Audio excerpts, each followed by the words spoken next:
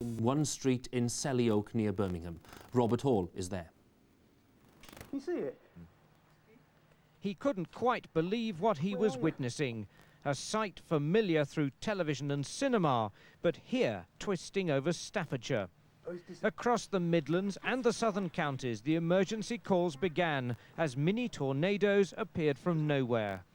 21 homes in the Birmingham suburb of Selly Oak were damaged as one funnel cloud ploughed through this cul-de-sac. All of a sudden, all this wind came up and it was very, very dark. This thing, I looked round and saw a table come across. And there was a circular cloud, lighter than the others, and the other clouds were circling it. The debris that was going up was unbelievable. It was just quite frightening, really. I think the best thing you just do is run indoors, and that was it. Then, as quickly as they came, the twisters were gone, leaving a trail of destruction in their wake. Structural damage to walls and to roofs, running to many thousands of pounds. And a clear-up that has kept fire crews busy throughout today. I've never come across a tornado before. Certainly we've dealt with high winds, flash floods, that sort of thing, so it's not totally new to us. Communities bypassed by one destructive force were soon to face another. Thunderstorms brought torrential rain and flash floods. In Wolverhampton, 4 feet of floodwater surged into homes. Some families were evacuated, others remained to try and limit damage to their properties.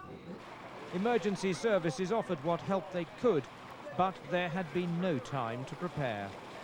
Scenes repeated further north in Yorkshire and in Greater Manchester. Police reported that some areas were totally cut off as route after route became impassable. No amount of pumping could match the volume of rainfall.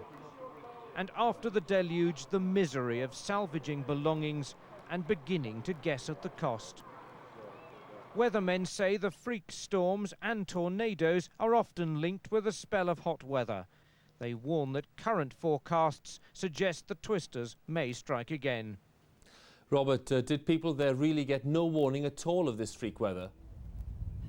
Absolutely not, Hugh. About 7 o'clock in the evening, children out playing in the streets, they're having their tea. Suddenly the skies go black and there's a sound like thunder, and the mini tornado appears at the end of this street, moving almost as if it's working to precision, following the line of these houses on my right here. In fact, the trail of damage is still shown by the damage to their roofs. The whole incident as it sucked up every movable thing in the street over in about 2 minutes.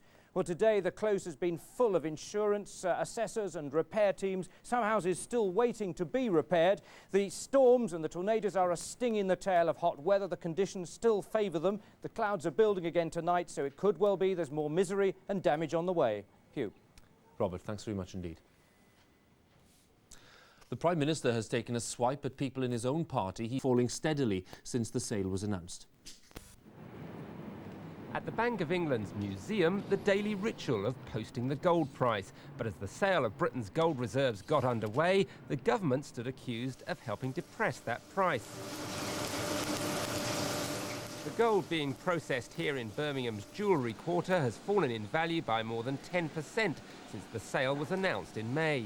With other central banks also selling reserves, it seems that gold is simply going out of fashion. That's a real concern to jewellery firms like Alabaster and Wilson. They maintain the Chancellor's making a mistake. If he's going to sell half our gold stocks just to buy bits of paper, then I'd say he should think again. But for centuries, it's underpinned the country's wealth. It's represented the country's wealth, and it represents an individual's wealth to a certain extent. So you're talking about £1,500 for that one? For the Asian community, gold has a special significance, both as an investment and as a traditional gift to a bride. It wouldn't be the same if the bride didn't get her gold. It has to be worn. I mean, you're all dressed up and the bride has to wear it. But this is a bit At this jeweller's, they say customers still believe in gold's long-term value. They are hoping that now is the time to buy more gold so that when it goes up, they had a good investment. The Bank of England's first gold auction drew plenty of bidders, but after the sale, the gold price fell to a new 20-year low. In recent years, gold has been a poor investment for the bank, its value falling along with its status.